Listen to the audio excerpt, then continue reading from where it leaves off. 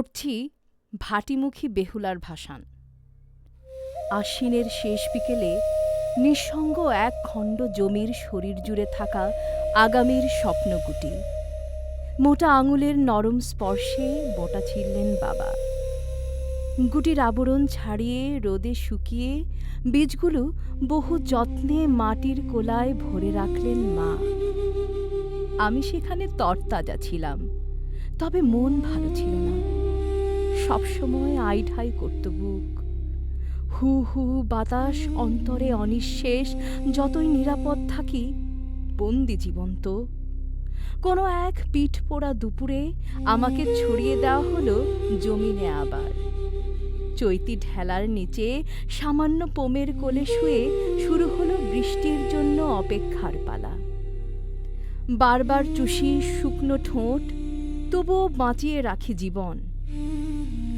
বৈশাখ এলো, অবশেষে ভৈরব সাজে বৃষ্টির জলধারার সাথে ঝড়ের তাণ্ডব। এত ধ্বংস, অথচ কি তাজ্জব ব্যাপার!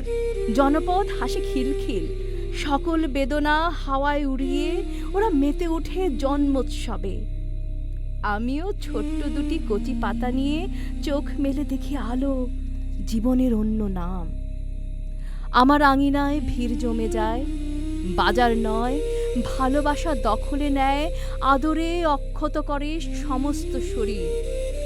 হেলে দুলে নুয়ে পড়ি, ঝিরঝির কাঁপনে জাগি। আহ, কি যে সুন্দর! শিরদাঁড়া সোজা করে জলের দাগ মেপে মেপে পাল্লা দিয়ে বেড়ে উঠি। ভরা বর্ষায় উথালি পাথালি যৌবন ঢেউ। সে কি আমার কবার কথা, আপন বেগে আপনি মরি।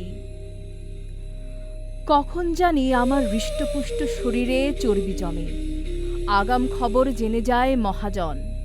কখন বসাবে পাঁজরে কাস্তের কোপ, সাদা জল সব হবে ফুরাতের লহু। কখন ভাটিমুখী হবে বেহুলার ভাসান।